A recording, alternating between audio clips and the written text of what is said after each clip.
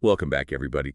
Today we're doing a deep dive into the State of the World's Forests 2024 report. We'll be exploring the state of our planet's forests, the challenges they face, and all the cool innovations that are helping shape their future. By the end of this deep dive, you'll have a much better understanding of the big picture and how innovation can help us find a balance between the needs of people and the planet. Yeah, it's a fascinating report. And I think what really struck me was how it doesn't shy away from, how complex things really are. There's good news and bad news, successes and setbacks. It's all kind of intertwined. Yeah, like the report highlights some encouraging trends in deforestation.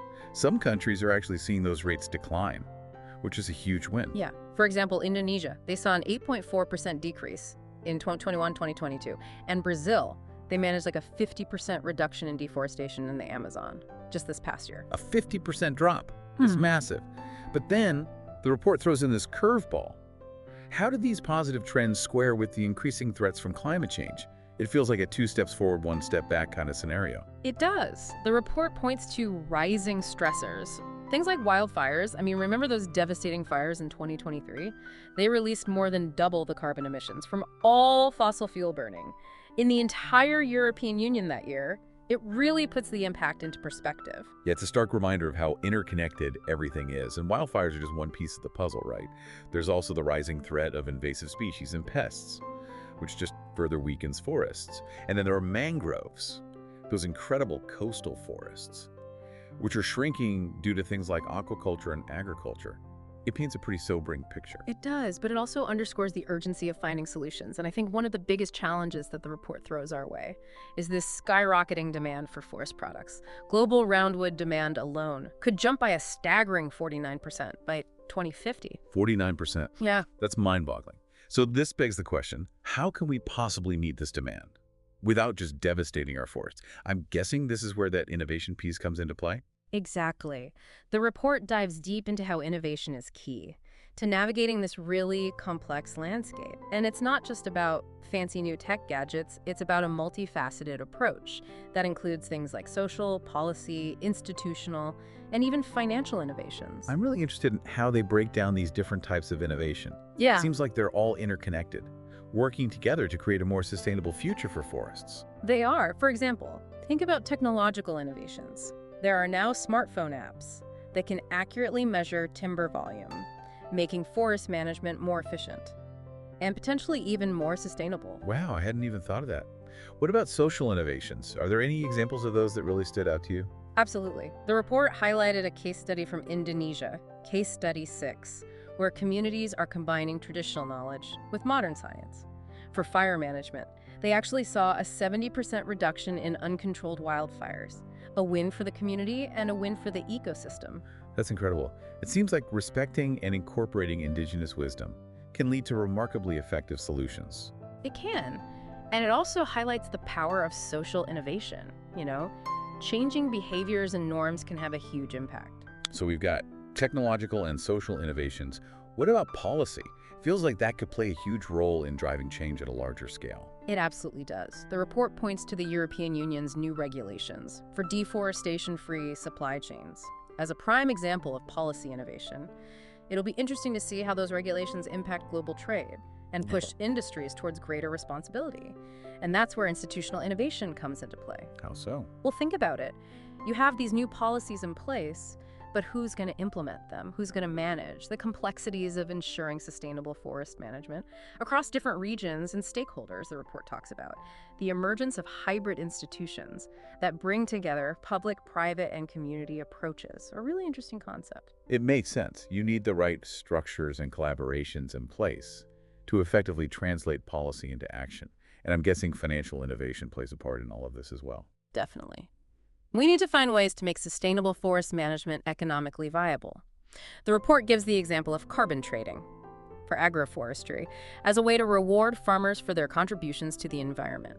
So, we've covered technological, social, policy, and institutional innovations, Yeah. all intertwined with financial mechanisms. That's quite a range. And the report doesn't just talk about these types of innovation in abstract terms. It gives us concrete examples of them in action through a series of compelling case studies. Now, I'm dying to hear about some of those case studies. Well, aside from the Indonesian fire management one, there's case study 15, which focuses on how digital technologies are being used in Guatemala to track timber efficiently. It shows how technology can improve the sustainability and legality of supply chains, while also boosting efficiency and competitiveness within the industry. That's fascinating. What about an example of financial innovation? Case study 13 is a great one for that. It highlights how microfinance is being used in Vietnam to support small forest businesses, giving them access to much-needed capital without traditional collateral requirements. It's a powerful reminder that financial innovation can directly benefit local communities and incentivize sustainable practices. These case studies are truly inspiring. They demonstrate that innovation is happening on the ground, and it's making a real difference. But the report doesn't just celebrate these wins, does it? It also acknowledges the challenges and roadblocks that can prevent these innovations from scaling up. And achieving their full potential, right? That's right. It's not all smooth sailing, but the report also offers some potential solutions. That's what we'll be exploring in part 2 of this deep dive. So we've seen some incredible examples of innovation in action. But as you mentioned, it's not always easy to get these solutions off the ground, let alone scale them up to a level where they can have a truly global impact. So what are some of the roadblocks the report highlights? Well, the report identifies 4 major obstacles that can hinder the progress of forest innovations. The first is what they call siloed approaches, which basically means that different sectors, like forestry, agriculture, technology, finance, are often working in isolation. So it's like they're each speaking a different language. Exactly. There's often a lack of communication and collaboration between these sectors, which makes it harder to see the bigger picture and come up with holistic solutions. That makes sense. If everyone's working in their own little bubble, it's tough to connect the dots and see how different pieces of the puzzle fit together. Okay, so what's the next roadblock? The second obstacle is inadequate investment. Innovation, especially in a field as complex as forestry, requires consistent and substantial funding. And without it, promising ideas might never get the resources they need to develop. And existing solutions can't be scaled up to reach their full potential. Right, it's like having all the ingredients for a delicious cake, but not having an oven to bake it in. What's the third roadblock? The third one is capacity. Even with the best ideas and funding, if people lack the skills, knowledge, or training to implement and manage these innovations, they're not going to be successful. So it's not just about the what of innovation, but also the who. You need people with the right expertise to turn those ideas into reality. All right, what's the final obstacle that the report points to? The final roadblock is risk aversion. Innovation often involves stepping outside of our comfort zones, experimenting with new approaches, and being willing to embrace uncertainty. Yeah, which can be pretty scary for individuals, organizations, and even entire systems. No one wants to fail. Right, but if we're too afraid to take risks, we'll never achieve those breakthroughs. The report argues that we need to foster a culture that views setbacks not as failures, but as valuable learning opportunities. It's about having a growth mindset, being willing to experiment, and understanding that sometimes you have to break a few eggs to make an omelet. And the report doesn't just leave us hanging with these challenges, does it? It actually offers some concrete recommendations for overcoming these obstacles. Right. It does. It emphasizes the importance of creating what it calls an innovation culture, an environment where creative thinking, knowledge sharing, and risk-taking are encouraged and supported. So how do we actually go about building this innovation culture? Where do we even start? Well, the report stresses the vital importance of collaborative partnerships. It's about bringing together diverse actors, governments, international organizations, research institutions, the private sector, and civil society, and fostering dialogue and collaboration between them. Yeah, it's like that old saying, if you want to go fast, go alone. If you want to go far, go together. Forestry is such a complex issue, it only makes sense to tackle it from multiple angles, bringing different perspectives and expertise to the table. What other ingredients are needed to cultivate this innovation culture? The report also highlights the importance of knowledge sharing, breaking down those silos we talked about earlier, and ensuring that information, data, and lessons learned are readily available to everyone involved. It's about creating a culture of transparency and open communication, where people feel comfortable sharing both their successes and their failures. Speaking of failures, That ties back to the idea of embracing risk, doesn't it? Absolutely. The report explicitly states that failure is an inevitable part of the innovation process.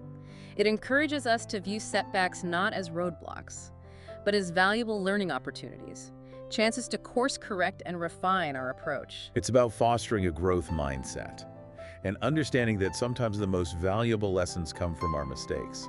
This whole idea of risk-taking seems particularly relevant for young people. You're right. The report acknowledges that youth bring fresh perspectives, energy, and a willingness to challenge the status quo, which are all essential for innovation. But they also often face significant barriers: lack of resources, limited access to networks, and fewer opportunities to participate in decision-making processes. So it seems like creating an innovation culture also means actively creating space for young voices and supporting their ideas. Exactly. We need to empower the next generation of forest leaders and innovators if we want to see truly transformative change. And it's not just about youth, it's about inclusivity across the board. Right. Making sure that deploy points, diverse groups, women, indigenous communities, people from different socioeconomic backgrounds, have equal opportunity to participate in and benefit from innovations. That's a key point. Inclusive innovation leads to richer, more effective, and more equitable solutions. So we've talked a lot about enabling innovation. What about the next step? Scaling up those solutions that are already proving successful. How do we take them from small-scale projects to something that can have a real impact on a global level? That's a crucial question, and the report dives into that as well. It emphasizes the need for supportive policies that create an enabling environment for innovation to flourish. Strong institutions are also essential, providing the framework and resources to support these efforts. And of course, accessible funding mechanisms are crucial to ensure that these innovations have the financial backing they need to grow and expand. So it's a multifaceted approach. You need the right policies, the right institutions, the right funding, and of course, the right people on the ground driving these innovations forward. It sounds like a complex process. It is complex, but the case studies we discussed earlier show that it's definitely possible. They're proof that when innovation is nurtured and supported, it can lead to amazing results. But this deep dive is also highlighting something else: the importance of individual action. Reading reports and discussing these issues is important, but ultimately, change happens on the ground through the choices we make every day. I completely agree. The report doesn't just speak to policymakers and industry leaders, it speaks to all of us. It encourages each individual to consider their own role in supporting sustainable forests. But to truly understand how our individual actions fit into the larger picture, we need to explore one final critical element highlighted in the report. So you've mentioned this idea of interconnectedness a few times. What exactly does the report say about that? Well, it emphasizes, this growing recognition that forests, climate change, biodiversity, and human well-being are all, intricately linked. It's not just about protecting trees for the sake of trees, it's about understanding the vital role forests play in the health of the entire planet and our own lives. So it's a much bigger picture than just focusing on conservation efforts in isolation. Exactly. For example, deforestation and forest degradation, they contribute to climate change. Which then increases the risk of things like wildfires, pest outbreaks, and other threats to forest health. It's a vicious cycle. And it's a cycle that impacts people just as much as it impacts the environment. Absolutely. Loss of forests can disrupt water cycles, leading to problems with things like agriculture and access to clean water. It can also force communities to relocate and disrupt livelihoods that depend on forest resources. Yeah, it's a stark reminder that environmental issues are deeply intertwined with social and economic issues. We can't address one without considering the others. So it sounds like the report is advocating for a much more holistic approach to forest management. It is. The report's emphasis on interconnectedness is a call for us to move beyond siloed thinking and work together to find solutions that benefit both people and the planet. It's about recognizing that the well-being of forests is fundamentally linked to our own well-being. Okay, so with all this in mind, where do we go from here? What does the report suggest we do with this knowledge? Well, the report doesn't offer a prescriptive answer, but it definitely leaves us with a powerful challenge. What does this interconnectedness mean for you as a global citizen? How will you use this knowledge to make informed choices? and take meaningful actions. It's a call to action, isn't it? It's not enough to just understand the issues. We need to figure out what role we can play in addressing them. And remember, there's no one-size-fits-all solution. It's not about everyone becoming a forestry expert or a climate scientist. It's about finding ways to contribute, within your own sphere of influence. So what might that look like in practice? Are there any specific examples the report highlights? Well, there are many. It could be as simple as being a more conscious consumer, choosing sustainably sourced forest products, and supporting businesses that prioritize ethical practices. Or maybe it's getting involved in local tree planting initiatives, advocating for stronger environmental policies, or donating to organizations working on forest conservation and restoration. Right. Every action, no matter how small, contributes to a larger movement. It's about understanding that we're all part of the solution. And despite the challenges, the report gives us reason to be hopeful. In what way? Well, the State of the World's Forests 2024 report clearly shows that innovation is happening all over the globe.